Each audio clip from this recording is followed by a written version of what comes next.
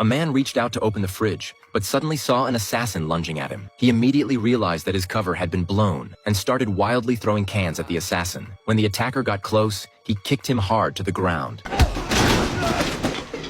Then, Dan casually grabbed a pack of diapers, and in front of everyone's shocked eyes, he quickly walked to the front desk to check out. As a former top-level assassin, he knew this was far from over. Next, Dan smoothly drifted back home. He hurried to the staircase, pulled out a long hidden duffel bag filled with weapons and expired passports. To get his wife and kids out of danger, Dan immediately called his all-capable partner Augie, asking him to prepare international passports for the whole family. Meanwhile, Dan rushed to his daughter's school, planning to pick her up immediately. But when he entered the classroom, she was nowhere to be seen. Luckily, relying on his knowledge of his daughter, he roughly guessed where she might be. Soon, Dan found his daughter and took her with him. Before the assassin could catch up, he still had to find his son and wife first. Fortunately, his son was just at a friend's house playing video games. After receiving a message from his friend, he panicked about getting scolded by his father and ran out. Seeing his son safe, Dan quickly gathered both kids and set out to find his wife, Jessica. But halfway there, Dan noticed a car following them. To see if it was the assassin, he deliberately drove into a tunnel as a test.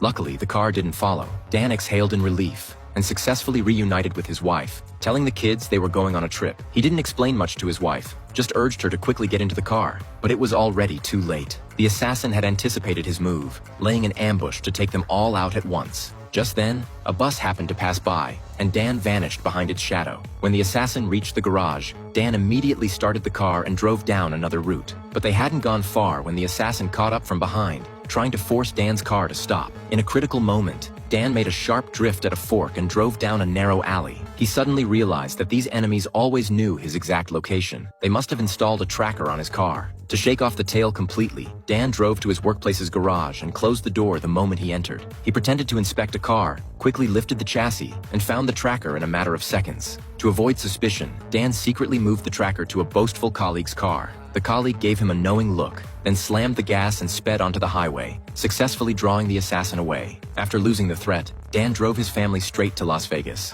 What he didn't know was that the head of the assassin organization, McCaffrey, had already arrived at his former home. Seeing Dan's family happy together, McCaffrey flew into a rage and immediately issued a kill order. Meanwhile, after a long, grueling journey, Dan and his family finally reached Las Vegas. To ease their exhaustion, he booked a presidential suite and even arranged a romantic candlelit dinner. But unexpectedly, when they returned to the room, full and satisfied, a red dot had already locked onto Dan's forehead.